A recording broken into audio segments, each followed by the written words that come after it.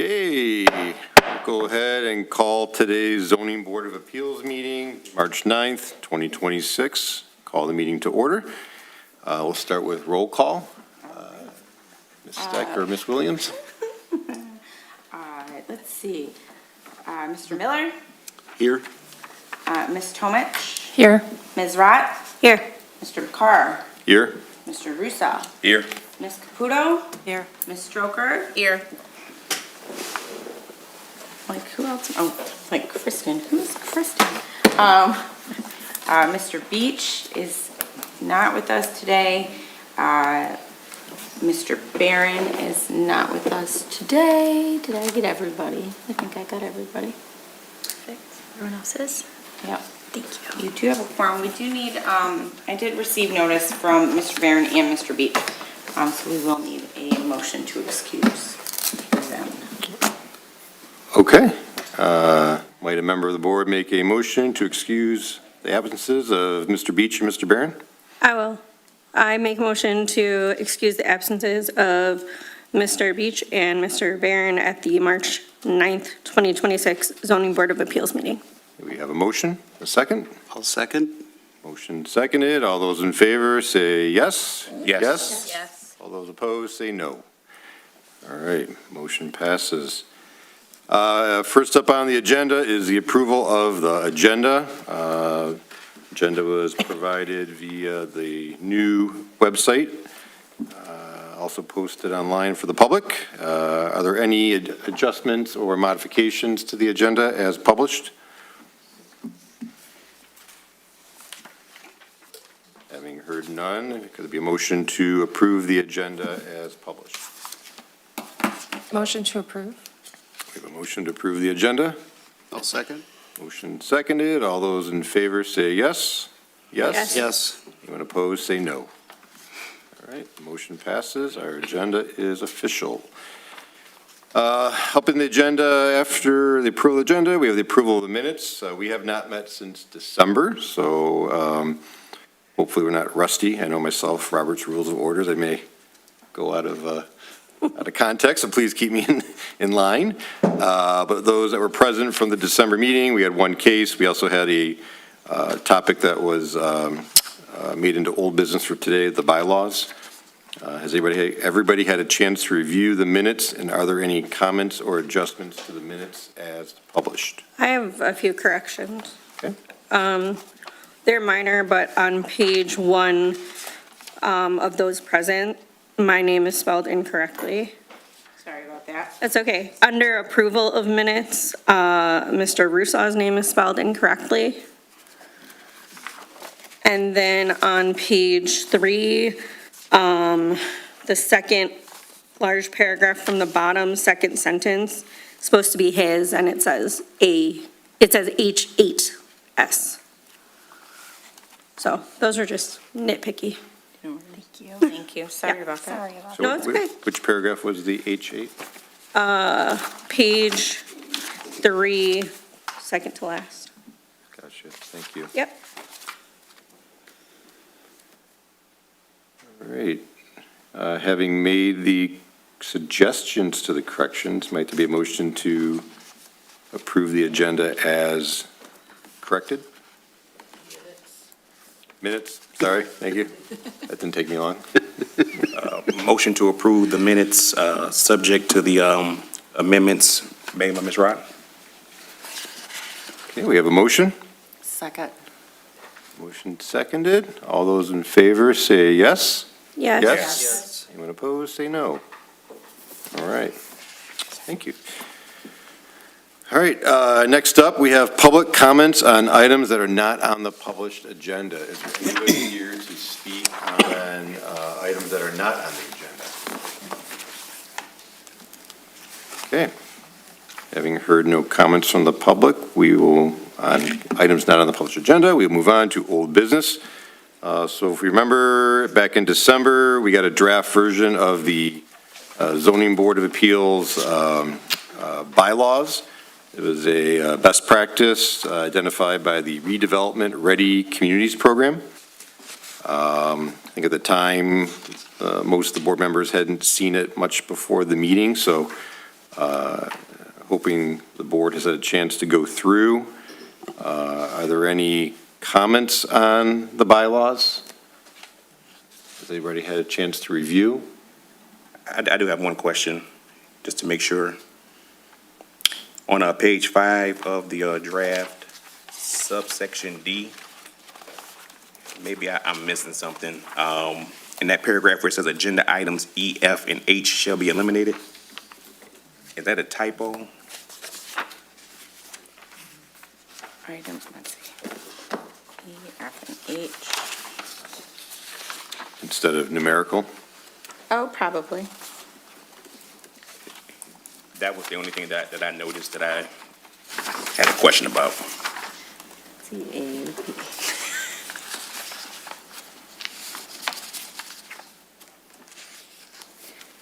Yes, so that would be numerical number 5, 6, and 8. So, yes, those will be renumbered, or numbered correctly.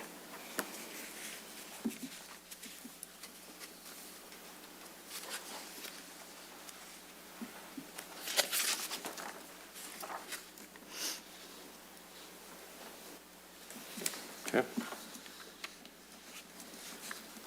I had a question or clarification on page 4, Article 6, Rules, paragraph A. So the way I understand it, our quorum consists of a majority, which is 5 of the entire board membership. A concurring vote of a majority of members of the board shall be necessary to approve any motion. That is not a concurring vote of the majority of the members present. It is of the total board, is that how I read that correctly? Okay. Yes. I think we kicked that around last time when we were talking, so Yes, if we. because it's always the thing that gets confusing. Yep, so if we only had 5 people show up today, we had quorum. In order to pass a motion, all 5 would have to approve, correct? Correct. And under my hypothetical? Okay.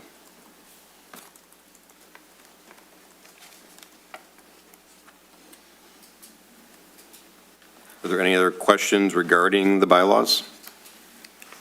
I had a question, maybe not a question, maybe a statement. Article 5E, the board would have to agree unanimously that someone has a conflict to be removed? Correct. So if you felt you had a conflict, everybody else would have to agree with you. And if they don't, well, then you remain able to take action on the case before us. Does that make sense? It makes sense. I don't know if it's reasonable, but Is that something they could change? That is the standard practice across elected and appointed bodies, that if someone believes they have a conflict, the rest of the board has to unanimously agree that, yes, there's a conflict and we believe you could not be impartial in your decision-making. The idea is that if you've been elected or appointed to a position, you need to vote on the issues that come before you unless there's some immediate, direct, typically financial benefit to you personally. Otherwise, it's not technically a conflict, and it's to keep people from wiggling out of voting on matters that they are uncomfortable with or don't like or don't want to publicly express an opinion on.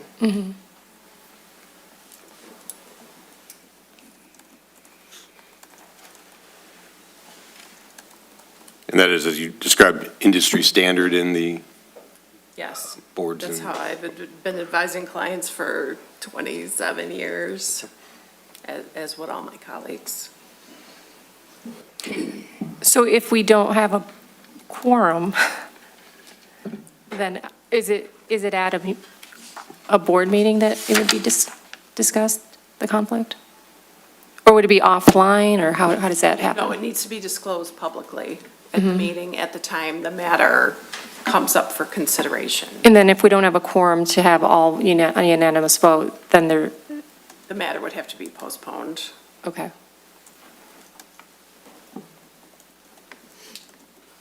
I don't mean a quorum, I mean an excused absence is what. Yeah, no, I yeah. understand what you're saying, yeah. But the unanimous vote is by the remaining members of the ZBA present That are at present at meeting. that time, Yeah. correct.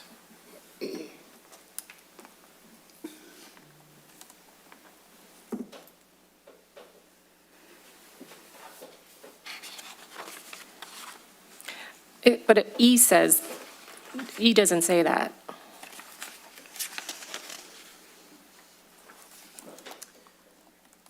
Doesn't say what, which part? It's, E says, if the board agrees that the member has a conflict by unanimous vote, the member shall remove him or herself from the dais for the duration of the discussion and vote on the matter of which the member has a conflict. So would you be more comfortable if it said, by unanimous vote of the board members present? Yes, I think there's a difference there.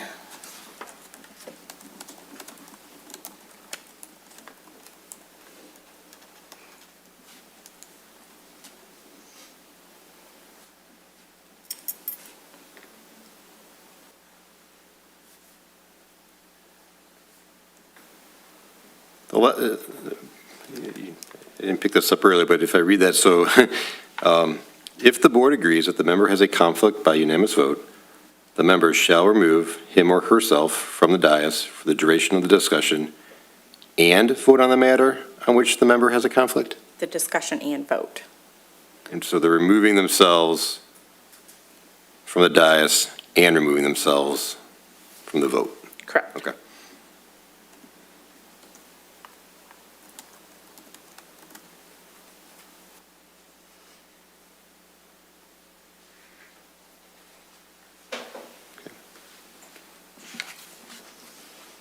Are there any other comments from the board?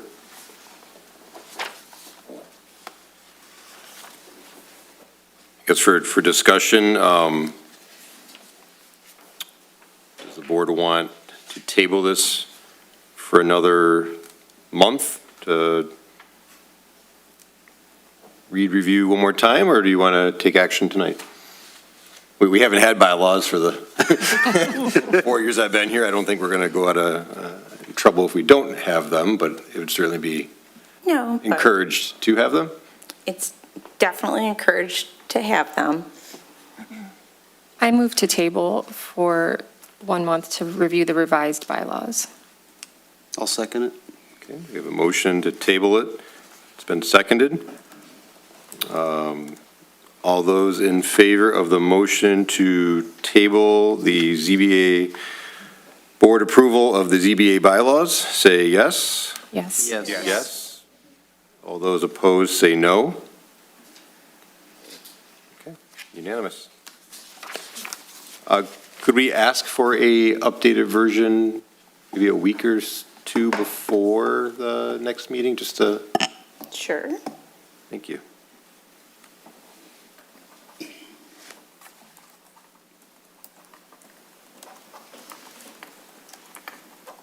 Okay. Next on the agenda, we have new business.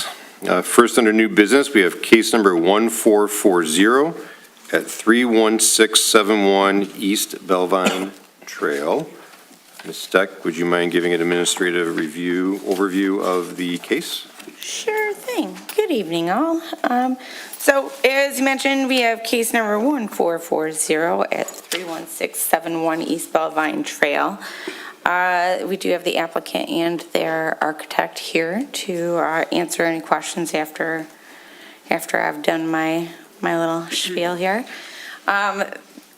The shaftings, did I get it right this time? Yes. All right, so the shaftings are here and they are seeking they're seeking a dimensional variance from section 46-167. It's the corner lot setback on the side street,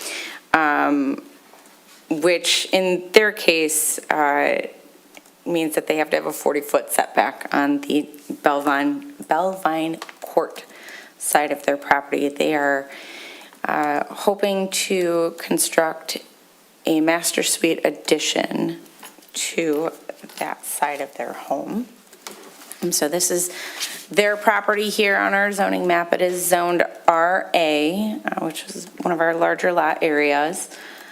Here's a nice little overhead shot. So the setbacks in this district do require, it's a 40-foot front yard setback. As a corner, they're considered to have 2 front yards. There is the corner lot setback states that every corner lot in a residential zone district, which has on its side streets, so Bellvine, East Bellvine Trail is their primary street, Bellvine Court is their side street. So each shall have on its side street, an abutting interior residential lot, which is right here. They shall have a minimum setback from the side street equal to the minimum front setback for the zone district in which such building is located. If there is no abutting interior lot, then 15 feet is permitted for the principal building. So, as you can see, they do have an interior lot on their side street, so that requires that they have a 40-foot setback. And I just realized I did not put their sketch in this. So this is the front view of their home. This lovely light shining here, this was today. This is where they're intending to put the addition. It's kind of a better view from the side. And I apologize that I do not have their plans in the PowerPoint, but they were included in your packet.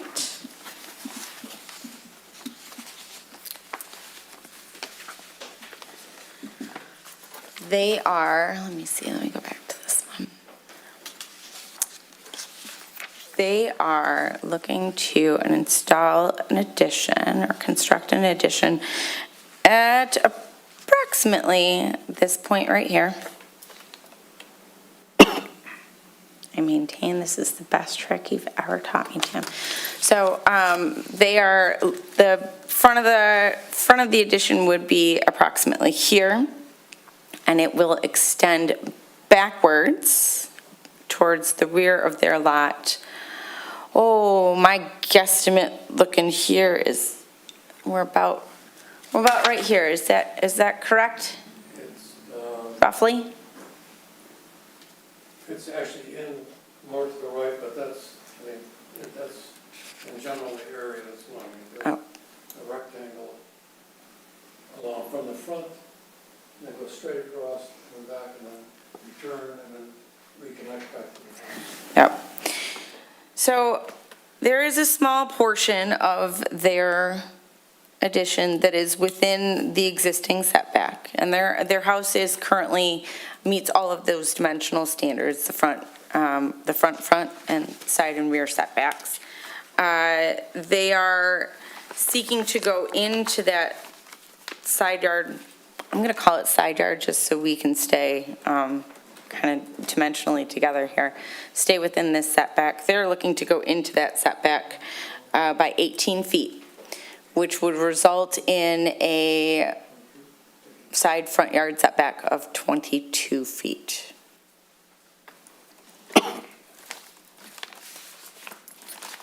As of, let's see,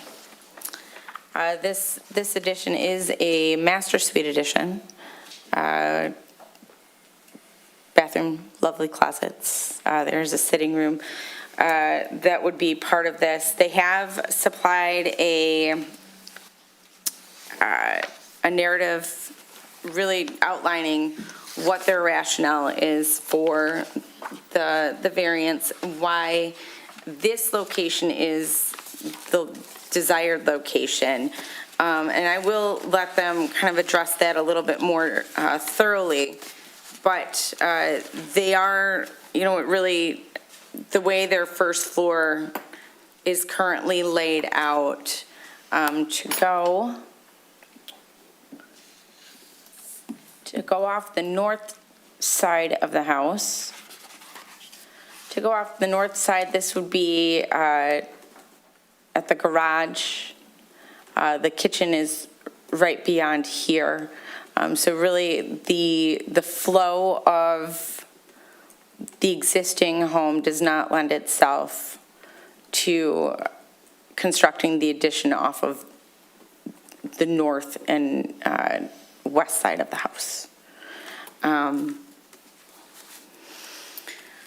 So as I said, they're looking to encroach 18 feet into that Bellvine Court side of the property with a resulting setback of 22 feet. I am happy to answer any questions you may have on their request. Do any members of the board have questions for Ms. Steck regarding presentation of the case?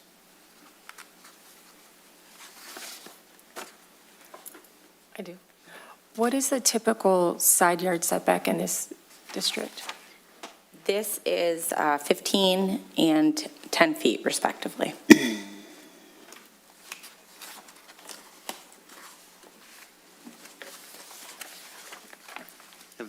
Have there been any of these setbacks for corner lots been given in the past, or no? I'm sure there have been, but I don't recall any during my tenure so far. Okay. Can you state the reason again why the addition couldn't go? The interior flow. Yes. Yep. There's, and I'll let the applicants more fully describe the layout, the interior layout. My understanding is that the kitchen, laundry, Now, that's the family room where you're, the family rooms is and then come down, right, that's where the kitchen is. kitchen, sorry. Kitchen dining area. Kitchen, dining, dining room. and then the garage is over here. And it's just a matter of how it all flows and connects together. If it's okay, when the applicant comes up, they can probably present the reasons for. Works for me. And I apologize for not getting that sketch in the PowerPoint tonight. Two questions, and maybe they're bad questions, because I don't know if you can answer them, but to the south, the border of the property between it and Bellvine Court, that strip of land seems. Right here? Yes. Yeah, Whose property is that? public right away. Okay. Compared to some of the adjacent properties, it just feels bigger. Like the property is already kind of, it's a decent sized right of way, I guess, is comparatively to some others. I mean, it's pretty standard. It's 60 foot, it looks like, 60 foot from here Okay. to there. Okay. That's pretty typical. And then are you aware of any variances granted on the property to the north, 31705? The power of Google Maps is their north end of their home appears to be well into the front side yard setback. And I was just curious, this is one I probably should have prepped you on because I don't know if you have access.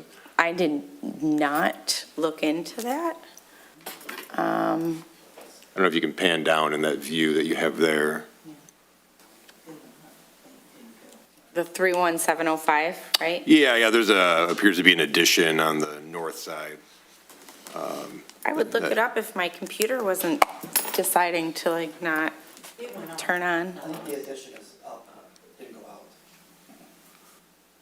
Depending what you're looking at. Yeah, and unfortunately, that's just a little screen grab there. Okay. That's all I had. Great.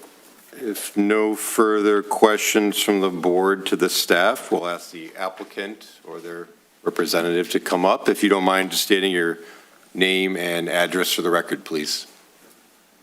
My name is Alex Bogarts. I'm the architect for the petitioner. Address is 2445 Franklin, Bloomfield Township. Thank you. If you don't mind, if there's anything more you can expand on your application. I know you gave a nice written statement with the packet. I don't expect you or ask you to read it verbatim or restate what you've already provided to us in writing, but if you could maybe give a little more context to the build, maybe some clarity on why the addition wants to go where it wants to go, or better yet, why it can't go elsewhere. Thank you. First of all, it's important that the board knows that the Shoftings have been residents in Beverly Hills for 32 years, and their interest is to stay here. Their home is a two-story home, and what they're looking for is to have a first-floor master bedroom. And we've spent a great deal of time together looking for different alternatives where that can work logically to the interior layout of the floor plan.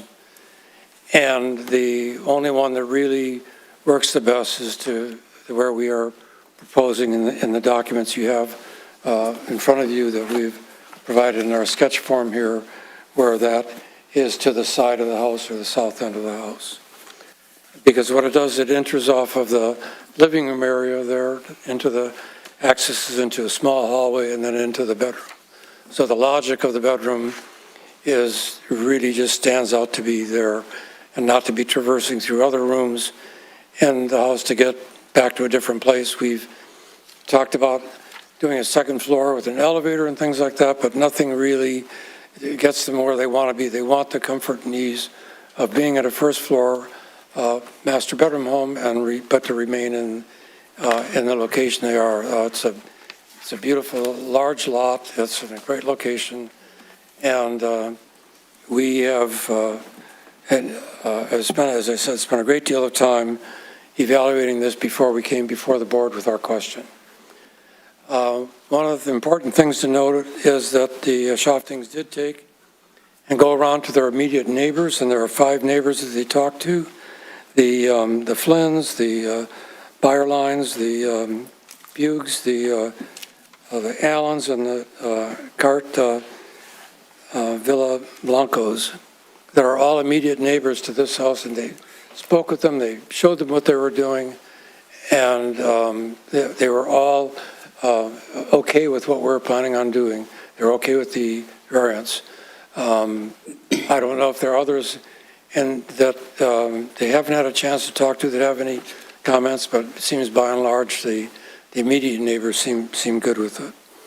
As you mentioned in the package, I've already tried to respond to the items that the board looks to for is there a unique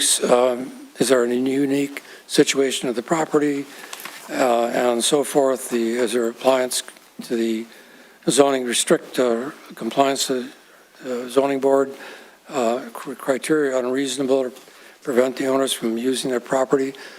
It is only unique in this simple regard, that the house is set back from the north property line probably about 35 or 36 feet. Had the original placement of the house pushed the house north about 15 feet and had the normal setback for a side entry garage, we wouldn't be in front of you. We would have the room we need, and we would be moving forward with this. Well, the Shoftings didn't have anything to do that, so that's what we feel. It makes this a unique situation. The compliance with the ordinance is unreasonable in this regard, in that because the interior solutions are not logical, and we don't give us a chance to get to have them move forward with spending all this money to improve the home and not have something that's going to work for them.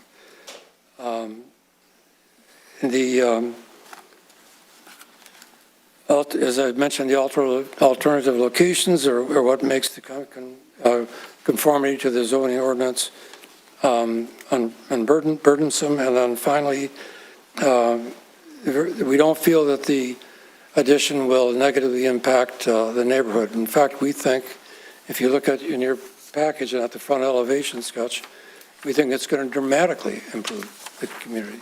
It's going to improve the community.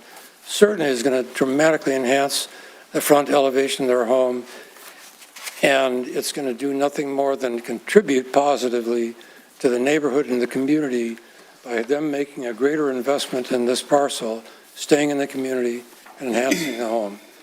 There is one other subject that is really kind of bizarre in a way, maybe doesn't really apply to this, but your ordinance did speak to situations when there are homes that were placed like this along the side lot line, but across the street was not homes immediate, then you could reduce your setback on that side. And that can, obviously, we don't have that condition, but the only reason I'm bringing that up is that they did at that time look at it and say, there are potentially unique situations for properties. So whether that has really merit or not, it's just something that struck me as I was looking through all the materials for this. Really, that's my presentation overall. I think the important thing to note is that the side yard setback square footage is about 7,600 square feet. As the planner pointed out, a portion of this, about 90-plus square feet, is actually within the allowable front yard setback that we could make an addition without being in front of you, but it certainly doesn't give us enough room to do that. But when you take all of that side yard setback along to the 7,600 feet, and we're looking to add in to encroach 662 square feet of it, is about 8%, and it's also only one story. It's a one-story roof line. We're not looking for a large two-story. We're not looking to do an indoor swimming pool. We're not looking for anything excessive. We're just trying to get the home so that the Shaftings can stay in it, they can stay in the community. We can enhance and enrich certainly the aesthetics of their home. And through their efforts, speaking with their neighbors, everyone seems in favor of it. So that's our presentation this year. I'll be happy to answer any question that the board members may have. I got a quick question. So right now you're looking at 752 square foot addition.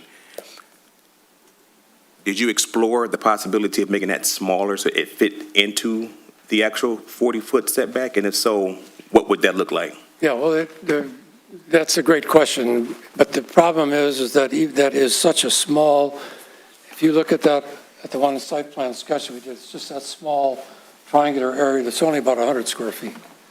And it goes from 0 to about 8 feet. So there's not really enough room there to do anything. Although if you look at the property, we have a 40-foot front yard setback, and the front area here is greater than that by about 15 or 16 feet. We looked at trying to do something in the front there, and it just doesn't logically work. It cuts off the front windows of the living room, and it just, we felt that when we went through the design process, there were so many things that were not working. We're going to try to come into the community, make our presentation, tell you why we think that there is merit to this. That, as I've said before, we think this absolutely enhances the aesthetic of the home and the community, and is to benefit to the community. But we need to address the setback with this board.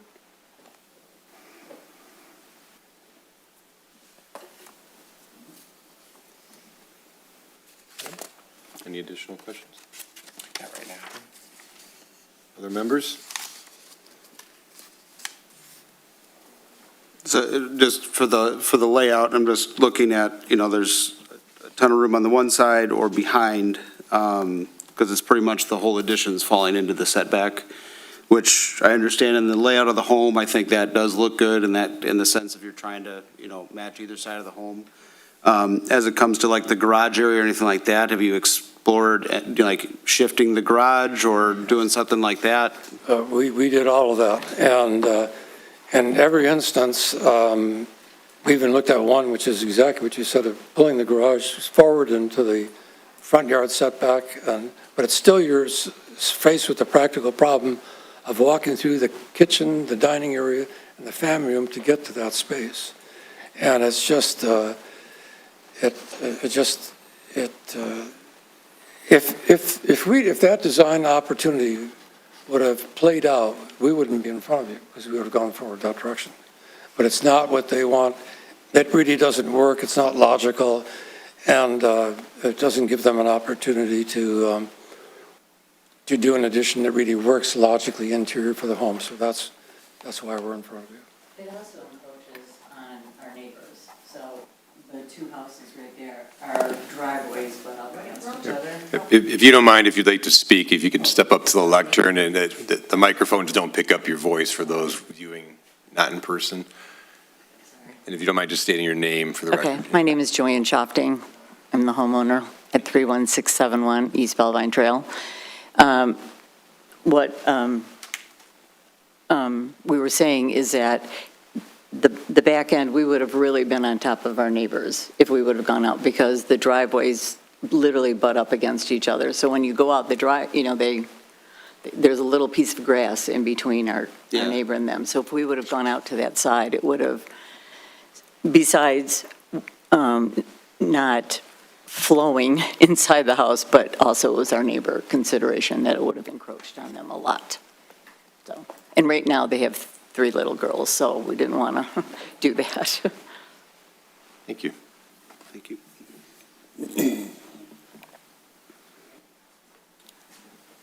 Any other questions for the applicant from the board? A couple quick questions for myself.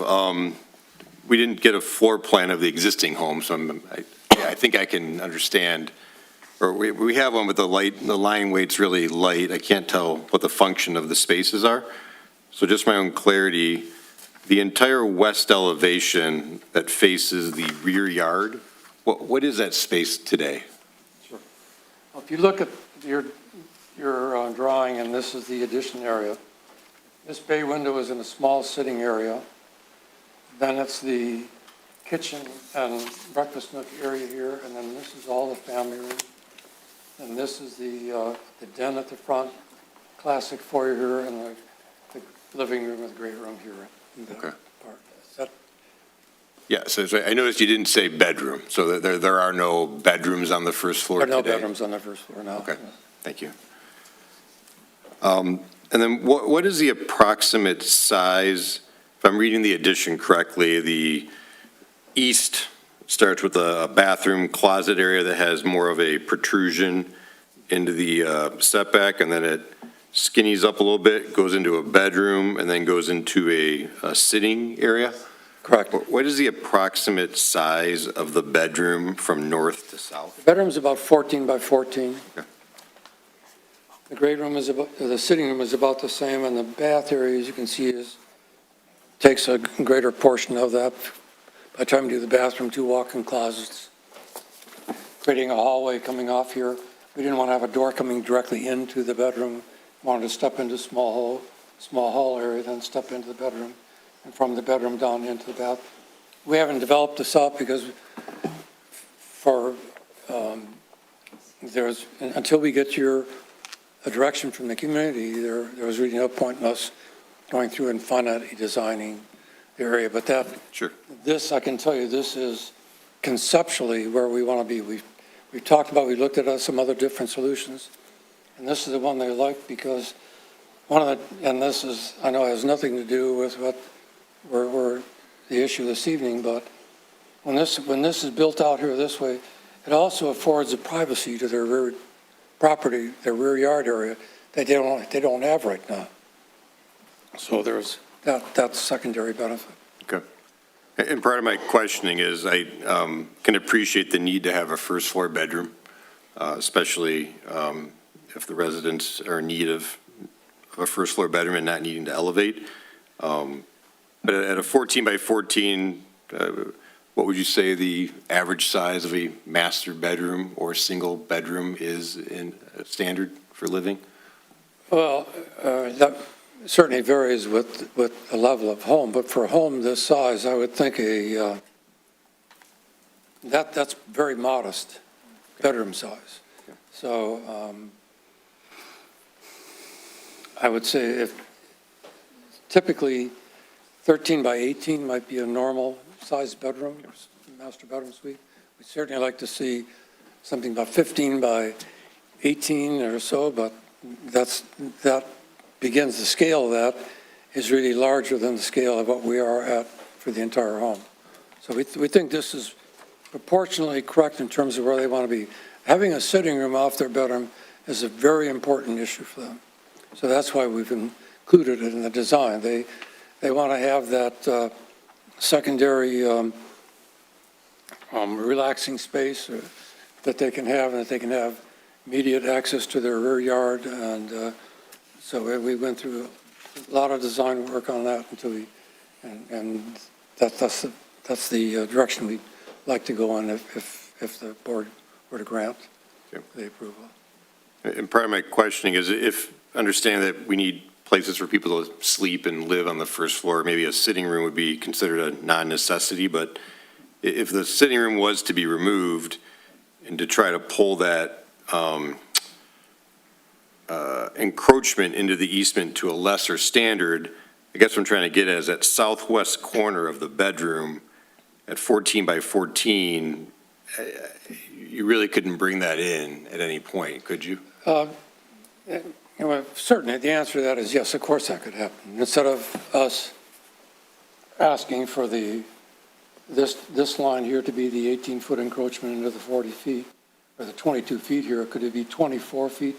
Could that move or move in? Yes. But then it begins to compromise some of those spaces. If you get between the bathroom area and then you almost get to the point of saying, well, is it logical for them to move forward with doing this if it gets crowded too much? And frankly, whether it's 22-foot setback or 24-foot setback, no one's going to appreciate that difference. The thing we want to bring forward to the board is that we are looking for this side yard setback and this encroachment because the entirety of the concept of what we're trying to accomplish is what they want to do for the home so that they can stay in the home and stay in the community. My final question was, you'd listed some last names, I believe, of neighbors that the resident spoke to.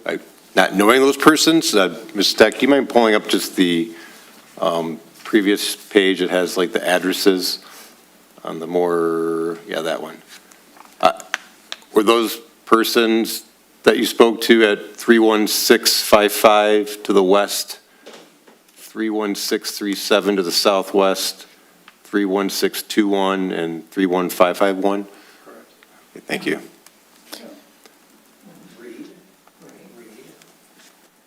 Scott, can you show them where each house is, the people you spoke Neighbors with? we talked to include these two houses.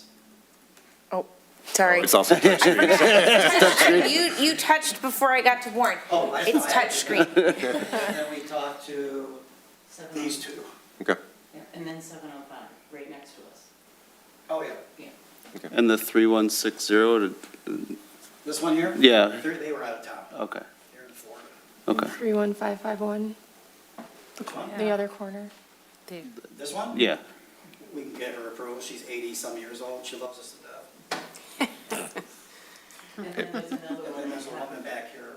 Tupper Court, the Flint Town Court. Oh, yeah, Flynn's over here, though. And then we got, what's her name?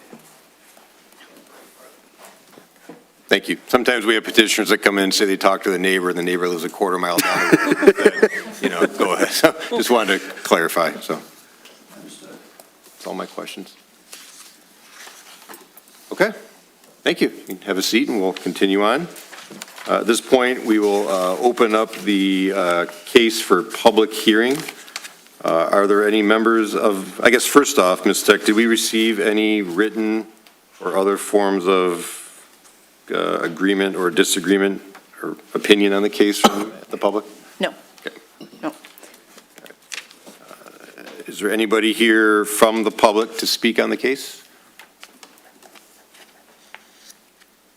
Okay. With that, having heard no comment from the public, we will close the public hearing. And discuss amongst ourselves.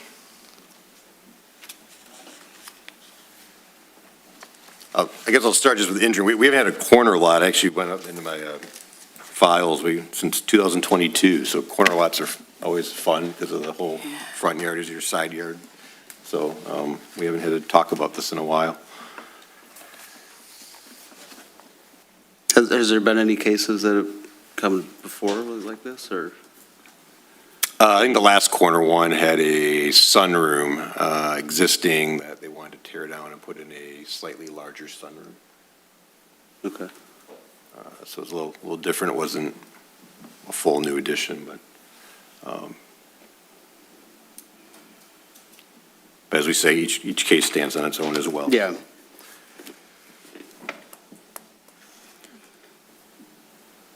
I just have I guess, an internal question of, I'm guessing they're not going to do any sidewalks, but just wondering what the setbacks are required for sidewalks if they were to add, because I know we've added them in places, anything like that we would have to worry about too? No, I mean, I don't know if there's plans for sidewalks in here or not, but in all likelihood, we would be working within the existing setback that's there. Okay. If we needed more space for some reason, I will let my DPW director figure out how to do that. But But if I don't it know falls what- within the normal, that 60-foot between the two houses, that would all fall within that normally? Yes, that 60-foot setback is a very common setback. Okay. Or right-of-way, I should say, sorry. I mean, having just gone through getting sidewalks, personally, I don't think they really care.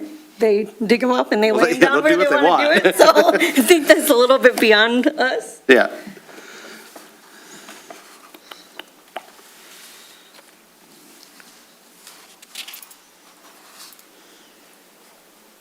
Other members?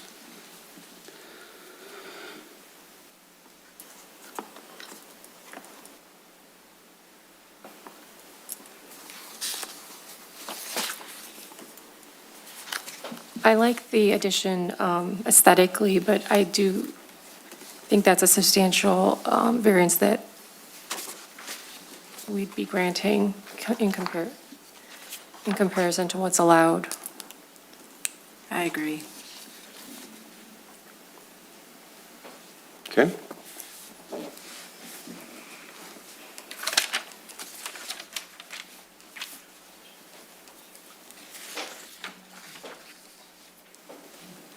Guess I'll just share some thoughts myself. I think it is important to note that there is no first floor bedroom in the home. It's not like you could convert or renovate a space that's existing to make it livable for a first floor resident. And I did appreciate that the petitioner didn't attempt to, where the bump out comes out in the closet bathroom area, they didn't attempt to continue that extension all the way to the west, and was keeping the bedroom in what I agreed is a very modest size room. It's not a 25 by 25 master bedroom you may see in some bigger homes. I also appreciate that it is a one-story addition and that it's not changing the sight line at the second floor. And I do think it's unique in that the house does sit quite far to the south of the property. It's just my own personal thoughts.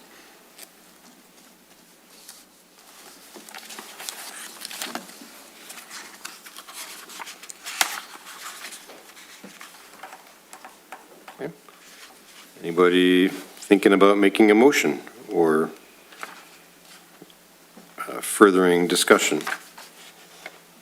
I guess I had a question, and I don't know if this can be answered, but if instead of it being an L-shaped, it was just, like, it was all kept to that lesser part, what the encroachment on the setback would be then?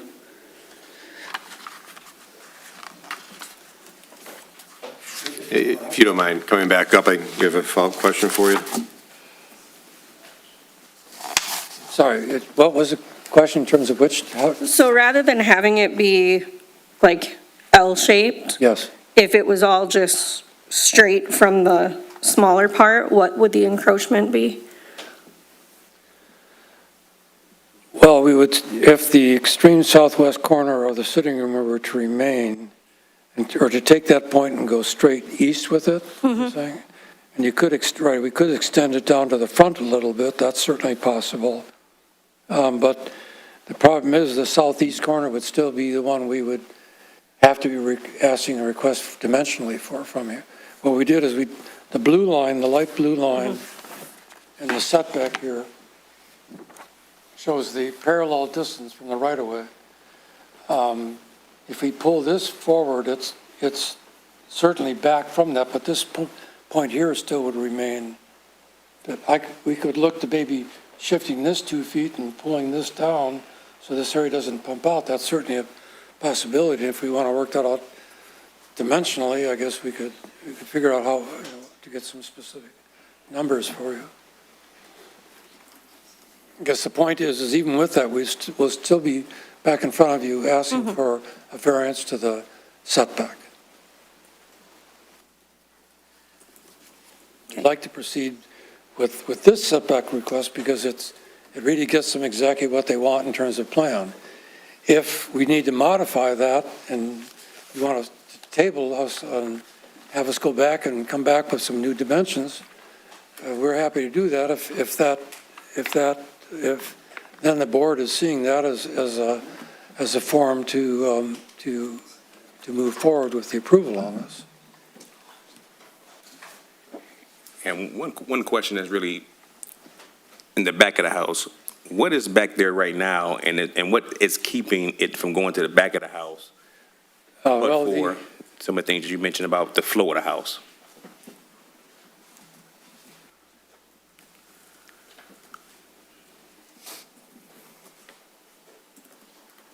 You're referring to this area back here?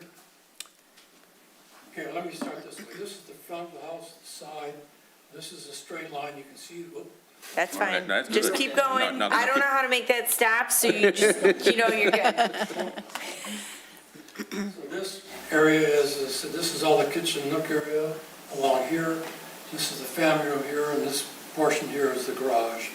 As you see, there's a little bit of 5 by 5 foot offset here. This is the garage, punching out a little offset that way. The library is here, foyer, the living room, and then back here. So where your finger is right there. This comes out here, like this is all trees here right now, and this is their patio area. There are no physical structures back here right now.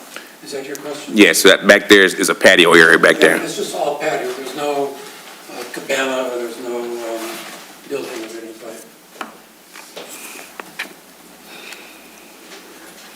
And were there ever any discussion about doing the addition in the back?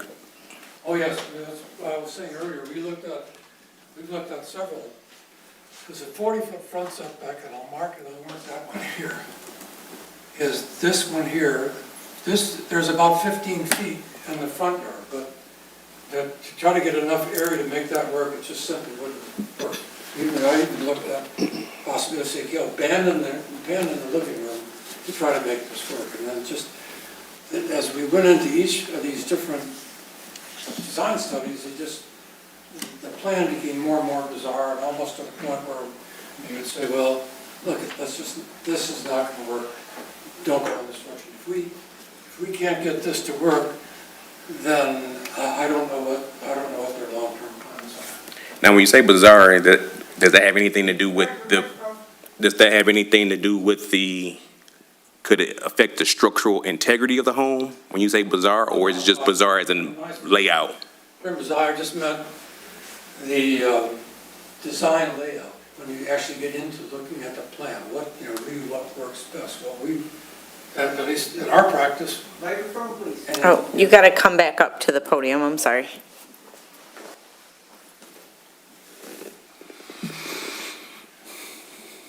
In our practice, which we haven't shown and developed in this plan, we look at things like what are the furniture placements? How does the furniture go? Where is the bed? You want to walk into a bedroom and look at the foot of the bed. That's usually the best way to do it. Is there room for a footboard and a walkway and a dresser? We look at the interior design layout as well as a box of a room. It's not just a box of a room, I should say. We look to see how that's going to lay out and how that's going to work and how it flows. And And it's the same with the closets in the bathroom. Closets and bathrooms are just very, very important things to any new master suite that someone's going to be considering, whether it's in a new home or an addition, in terms of having ample closets and having a good bathroom space and having it work effectively, separate sink areas, water closet in a room by itself, and an oversized large shower. And when you take all of that into consideration and you try to put it in the front yard, there's really no way to work that out logically. That's why I use the word bizarre, because then what happens is you start doing things like taking away the living room to make a bedroom there, and then that just fundamentally is not a good decision to make on a residential property. So we've spent a lot of time together on this, and and we're here this evening because we so strongly feel that this is the right solution that we've got here. But and what made it difficult for us is that, as was mentioned, this property was so pushed so far to the south unnecessarily. If the home were up 15 feet to the north, we wouldn't be in here, we wouldn't be in front of you, because we would have all the room we would need to do a design within the side yard setback dimension. So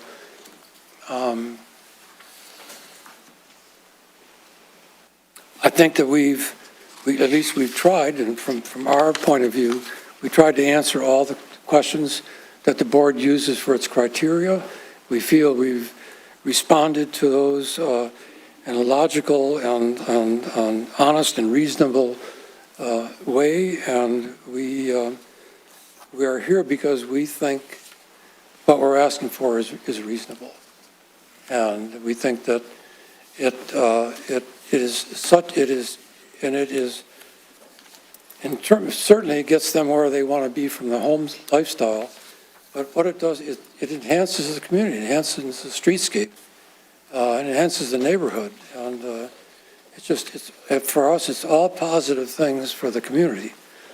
And those are all abstract issues, because those aren't, I know as you as board members, you're not dealing with that. You want to know, have we met is conformance to the zoning ordinance unnecessary and burdensome? So those are the questions. But we feel we've tried to answer those. And I'm just trying to show you, in addition to that, there are other significant elements that cause us to be in front of you this evening. Okay. Thank you. I kind of, what Ms. Rod explained, is where I was playing with my head, doing, sketching is, on one hand, an 18-foot side front yard setback is still 3 feet greater than 15, right? So if they weren't on a corner lot and they had a neighbor directly next to them, they'd be able to build this without any issues. So,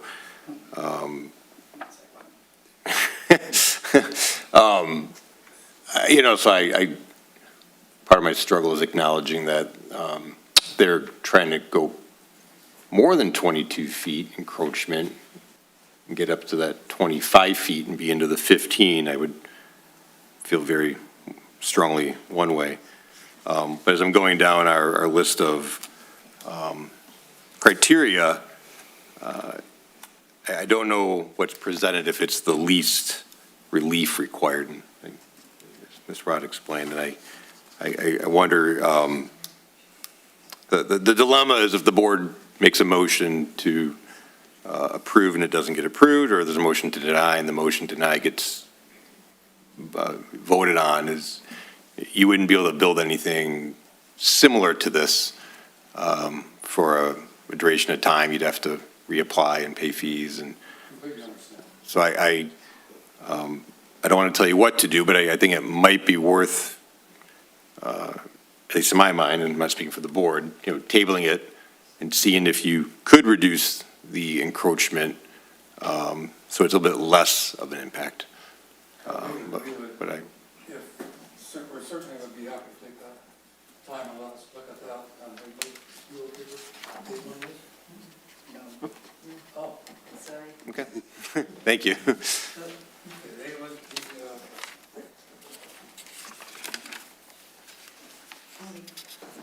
I think that the Shoptings would like to move forward with having the board make a decision, and I can tell you the reason that is the case is because we have looked at this so much, and I know that perhaps taking that from 22 to 25-foot setback rather than 40, so taking it down to 15 rather than 18,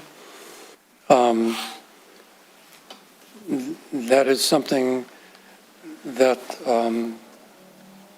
they're not willing to look at, only because the only reason they're looking at it, because they know what that's going to do, because we tried to squeeze this number down. We tried to make it as small as we can to work it out, and the room sizes that they were willing to live with put us in front of the numbers where it's a 22-foot setback, not a 25-foot setback. Okay. So we would like to,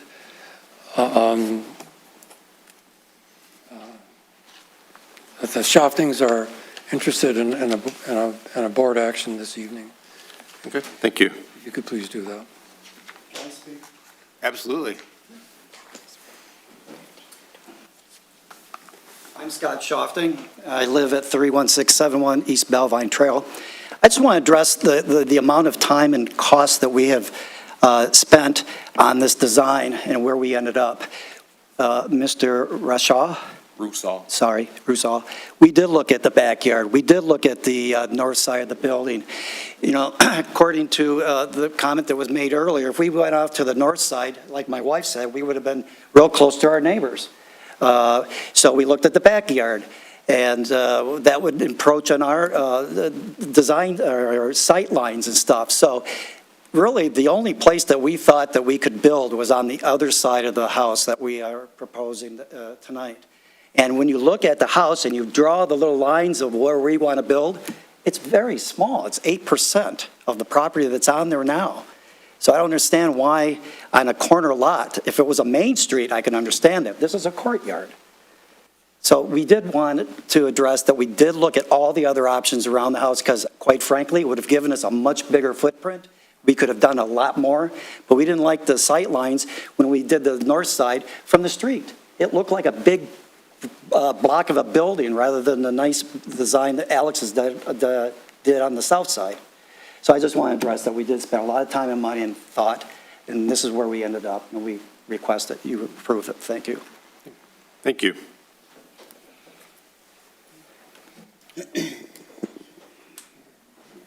All right, other board members, any further discussion or there'd be an interest in making a motion?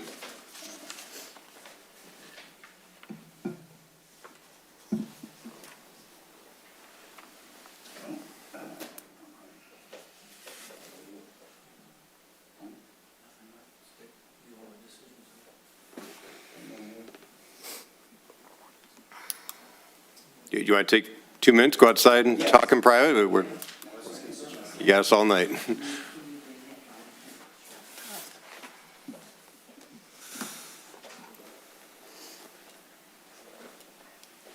Who's got jokes? No jokes? My jokes are all inappropriate if I can remember. I mean, they might be good, but I gotta remember them first.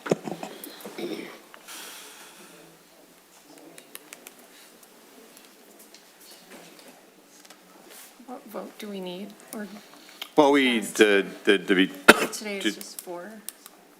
well, we need a motion to approve. No, I'm saying what passes today, a vote of 4? There's 7 of us. 5. We still need 5. We still need 5. That's what I was trying to touch on the bylaws. It's even though we're short a member, You still have to get you still have to get the 5s. We've had, in another community, I was on a board where we did have like the bare minimum 5, and, we opened with the petitioners, just making sure they're clear that you got to sell everybody on the board president. Right. That's the numbers thing, right? That would be the other benefit of tabling it. That's what I would be in favor of, but it's not my choice.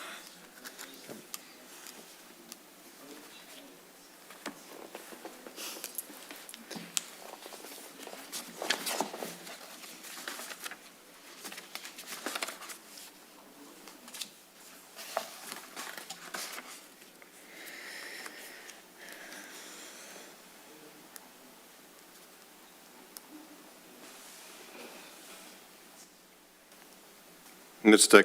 Kirk, would we have to take a motion, or we just agree to take no action?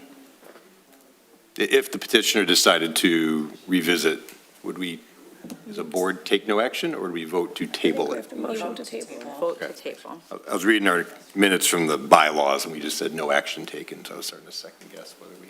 Oh, for the bylaws? Last meeting, yeah, we just said no action taken, so I didn't know if, we didn't make a motion to table the bylaws.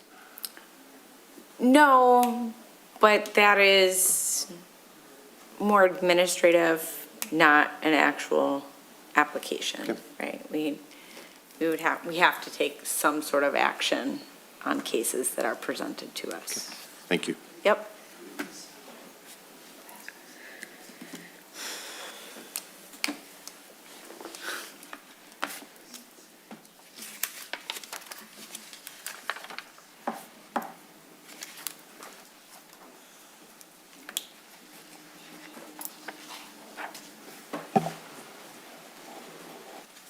Thank you very much. Thank you. What the Shoftings would like to do is, they're happy to table this and come back with a study that perhaps puts us at a 25-foot setback rather than 22. And that they just would like to know, from a conceptual standpoint from the board, is that 25 feet, is that something you would consider? Because they don't want to spend additional design time dollars and then come back and say, well, no, we still, 25 is, from 22 to 25 still it doesn't meet our criteria, or isn't something we could grant, I should say. So and I'm not asking you to vote, I'm just saying is if it's conceptually that's something you might possibly consider, then we would like to table and go back to design and then come back in front of you again. And if that's what our comments were together. So we are a board. We have members that aren't present today that might be here at the next meeting. One of us may not be here, so we certainly can't make any commitments to do that. But I think your barometer for measuring would be the feedback you've heard the members make, and whether trying to have a variance with least relief the board might be more open to. And I'm not speaking if anyone wants to comment otherwise, but That's good enough. I That's think great. that is. I appreciate that. That's great. Thank you.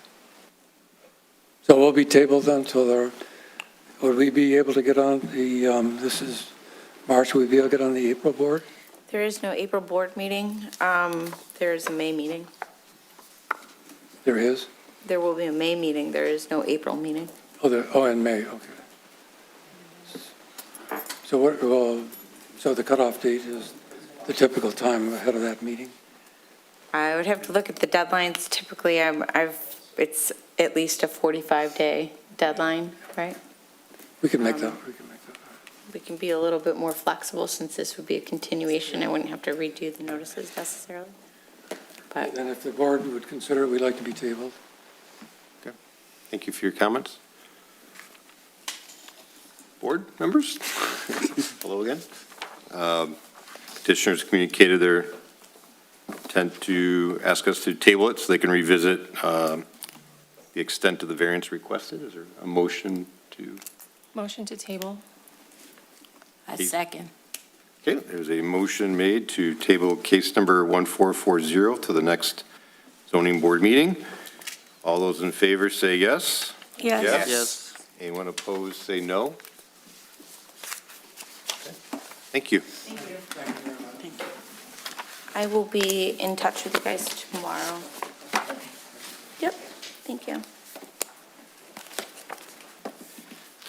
Okay, next on the agenda for new business, we have the 2025 Zoning Board of Appeals Annual Report. All That's right, our fun recap of all the decisions we made.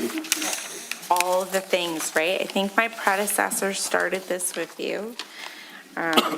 This is another, similar to the bylaws. This is another one of those best practices that have been identified with the redevelopment-ready communities, so we're really trying to make ourselves predictable, right? So we've seen quite a few. 1, 2, 3, 4, 5, 6, 7, 8, 9, 10, 11, 12. We met 8 times last year. We had 14 variance requests. Almost all of those were granted. We had 3 that were denied, and 1 that was withdrawn. The vast majority of those, as we know, are related to accessory structures and setbacks.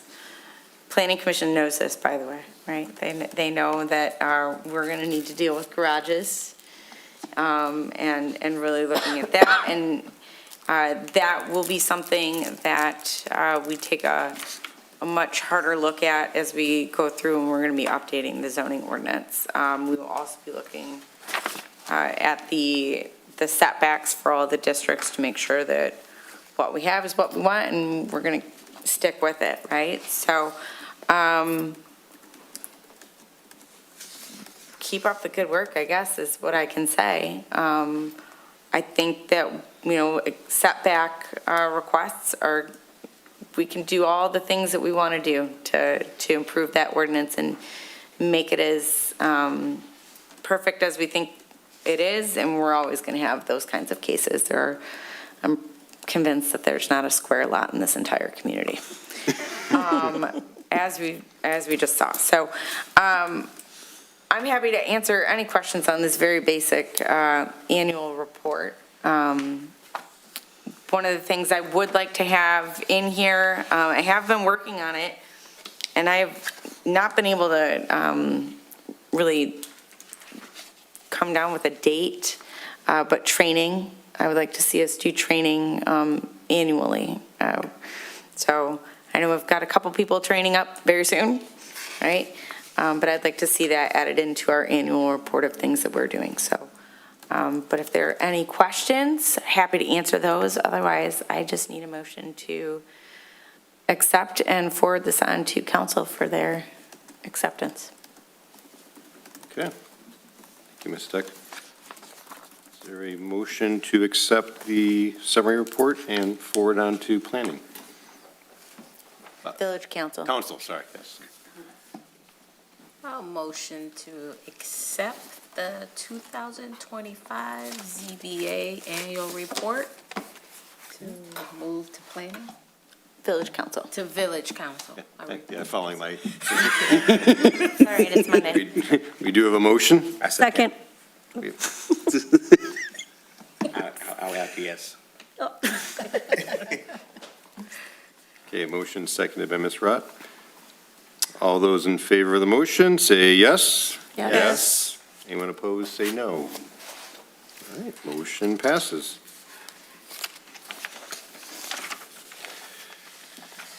All right, next on the agenda are public comments. Is there anybody here from the public that would like to comment? I'm awkwardly staring at the 2 people in the room. I'm curious what's the difference between the zoning board of appeals and the village council. You'll have to. If you don't mind coming up to the Please repeat your lectern. question. The man behind the curtain will yell at us all. I'm just curious, what's the difference between like a zoning board of appeals meeting and like a village council meeting? What are like the things that are discussed and, or why the different meetings and what are typically, can you expect between the 2 meetings? Sure. Can we get my layman's and or maybe default You to know the what? professional in the room? Whatever you fancy. I mean, I'm happy to respond. Please. So the village council is elected by the residents, and their main function is the legislative policy, just the overall running of the community. There's a charter, which they are authorized by state law to enact, that sets forth the operation of the city and the powers granted to the council. The zoning board of appeals is created by statute, state law. These folks are all appointed by the council to participate on the zoning board of appeals, and their focus is limited to the zoning ordinance. So what you heard tonight, these folks were seeking an exception or a variance from the strict application of the zoning ordinance because the zoning ordinance creates setbacks, meaning from your lot line to the front of your home, and then on your side yard to the front of, or to the side of your home, and so on. They were proposing an addition that would encroach into that required setback that the zoning ordinance provides. This is the body that can give them the relief, basically an exception to the ordinance. So the council is the broader regulation of the community. These folks are charged with granting exceptions, interpreting, and hearing appeals related solely to the zoning ordinance. I would just also clarify, we do also have use variances in addition to what you heard tonight. If a property owner wanted to use the property different than it's Zoned. Thank you. Although we haven't seen, I think I've seen that in my Those tenure. have so both the dimensional variances, which they were seeking, and the use variance, they have their own set of standards that Michigan law, like a test, check off the boxes to see if their request can satisfy these requirements. Who would, if you have a rental in Beverly Hills, who would be the one that would? I warned you about the man with the art behind. So if you have a rental, if there was any changes around having rental properties here, who would be the one that would be in charge of that? The zoning or the village That council? would be the council. Council. It would? Yeah. Okay. Okay. Thank you. Having heard no other comments from the public, move on to our liaison comments. Mr. Drummond is not here tonight. Nope. So we do not have any comments from our liaison to the council. Moving along to item 10, administration comments. Well, I believe I mentioned this. I feel like I've been telling everybody this.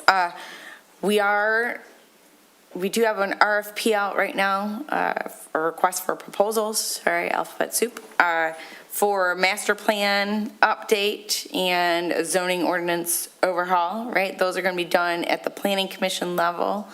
But expect that you're going to have information from me saying, hey, participate, share it with your friends, come join, it'll be a great party. So that RFP is currently out, due in just a couple short days. And I believe that process will kick off probably late April. And that'll be a 2-year project, right? Master plan first, then zoning ordinance. So there is that. Should I tell them about our friends? Sure. All right. Your last decision at our friends on Kenaway Court, they have appealed your decision. So we're still pretty early on into that legal process. There is nothing for you guys to do except sit back and keep on keeping on. But just want to let you know that that decision has been appealed. And I think that about summarizes everything I have for you this evening. We will have a May meeting, though. I know obviously our applicants from tonight will be there. I am expecting information from Detroit Country Day for a proposed scoreboard. They're doing a whole lot of improvements at the athletic complex that have been approved by Planning Commission. They'll be going for their special land use approval at council on possibly the 17th. More than likely it'll be that first meeting in April. Their scoreboard's a big one, so I'm waiting for their information before that comes to you. And then I will also have an interpretation question for you, but I need their information before I can really flesh out my ideas for you. So be here, be square in May. Is there value for members of the board if they have time to attend that meeting on the 17th or early April, or is it preferred we don't listen to? I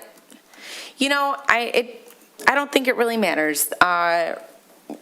They actually, for their scoreboard request, it was part of their initial package to the Planning Commission.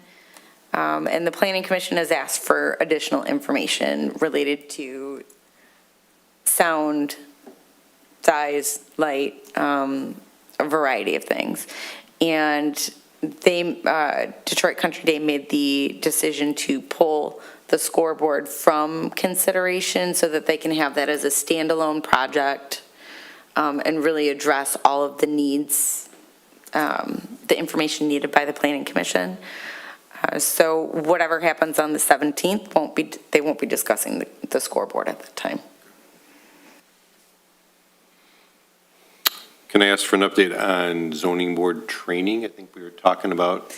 Yeah, I've reached out a couple of times, so I do have, Kevin and Adam are both going to be attending the ZBA basic training that you all received from Jill when she was here, gosh, about a year and a half ago, right? So they're gonna be caught up to speed by the end of this month, oh my gosh, on the basics. I have reached out to MAP about scheduling an advanced ZBA training. I've even spoken to Jill to see if she's still interested in providing that training to us. I have not been able to get anything coordinated with MAP right now. Okay. So I'm still working on it. I do want that training for you guys. I think it's very beneficial. I'm hoping that what we'll be able to do is hold it on a day that we already have a meeting scheduled, right? So we're not picking a special day and time, and it's already something that's on the calendar, so to speak. But without action, right? No other cases to come before us and do the training. Yeah, it was great training, but the board is different than it was a year and a half ago. So Sure. I don't want people to show hands, but I think there's definitely some folks that weren't at that and would benefit from it as well. So, thank you. Yep. Any questions for Ms. Steck on administrative comments? Okay. Which would bring me up to agenda item number 11, zoning board member comments. Do any of the board members have comments?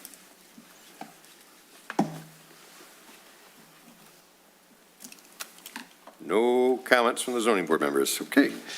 With that, it takes us to the last item, adjournment. Is there a motion to adjourn tonight's meeting? Motion to adjourn. We have a motion. A second? We have a second. All those in favor of the motion, say yes. Yes. Yes. Anyone opposed, say no. All right. We are adjourned.